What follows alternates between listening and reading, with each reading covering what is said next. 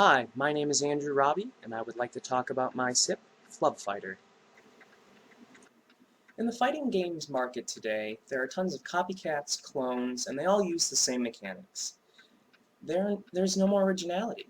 The goal of Flub Fighter is to change that. Through the use of environmental damage factors and physics-based combat, we have created a brand new type of game. In Flub Fighter, you do not deal direct damage, but instead use your fists to send characters flying around the map and into hazards placed in locations to maximize gameplay. You propel yourself through the environment, smashing into enemies with your fists, exploding them with mines, or freezing them to deal powerful blows into a deadly hazard. This is what makes our game stand apart from all the others.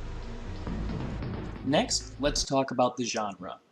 Most people, when they think of fighters or brawler-style games, they think of a side 2D view game with two characters duking it out using combos and moves that are almost impossible to memorize. But that is not what we have here with Flub Fighter.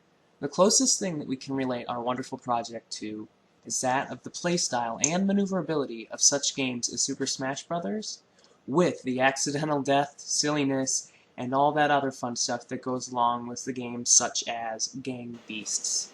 But what makes our game a step above these? What makes our game innovative? Physics. Our game uses no damage factors. Instead, if I were to punch an opposing flub, they would go flying in the other direction. If I were to charge my punch, they would go flying even further. With the use of heavy playtesting and meticulous design, we have placed hazards in the environment to aid in this process so that anywhere you punch, anything can happen. The game is all about timing. A good example of that is traversing the environment. There is a double jump, because it wouldn't be a brawler without one, but more importantly, you can slingshot yourself around the environment. What that means is that when you punch in one direction, you don't just stand still with your attack, no. You go flying. You can use this to fly through the environment, or you can use it to clobber your enemies. Combining two mechanics into one is what makes this an amazing style of fighter. Another unique factor is that we do not penalize you for failing. That is, to say, we do not make you lose points if you are to die on accident. The game is chaotic with characters, and there's punches and people flying in every which direction. You're bound to wind up on the wrong side of a Tesla coil because of a dodged punch at some point in time. That is okay. We want you to have fun. That's the point of games. You're supposed to have fun. We even take it to the next level with our game type Suicide Kings, which declares the winner the person who has died the most. Yes, we have multiple game types. We have them implemented, and currently we are looking to add more. Which brings me to my next point. This project is not just another alpha. This is going to be a full-fledged game. We're on Team Greenlight, which I will talk about later. And we're working hard to create new content. Which brings me to my next section, the development process. I figured it would be good to show you who we all are. So here's a picture of the entire team, minus myself.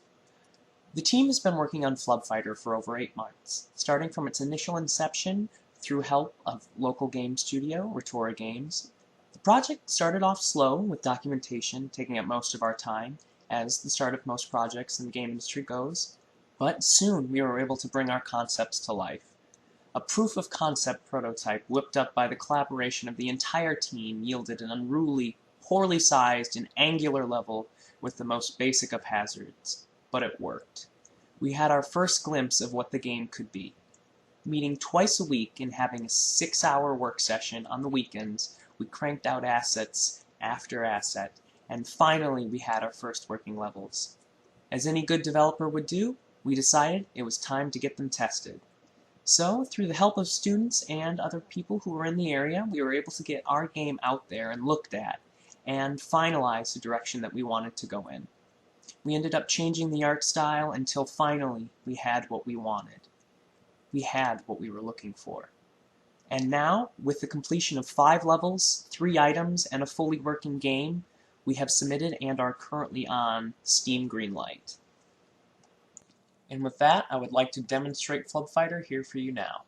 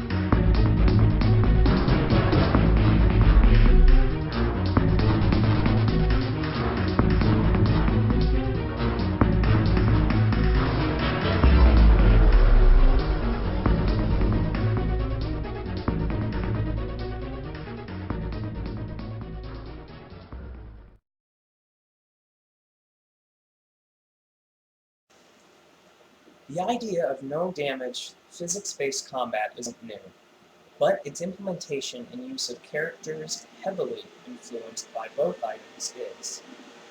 Using this game as a stepping stone, I imagine future innovators will be able to create games with even better, more realistic physics that allow characters with the style of brawler that we have created here to become common and even more enjoyable. For the amount of time we have spent and the academic level of each of us, this project is amazing. The programming is phenomenal, with physics created by the programming team nothing short of astounding. The art is stylized and flows well from level to level. And lastly, the amount of design that the designers had to do in each section is nothing short of what a professional would be expected to do. All of that in mind, this project itself is not the best game ever. For all of our abilities, we are still students. But this project is an idea and a template that could be used to create an even better version of our game, maybe by a AAA title with a fully paid team of developers. Now, in conclusion, our project, we are hoping that our 3D style, our 3D type of brawler will become more common and more enjoyable by anyone who tries.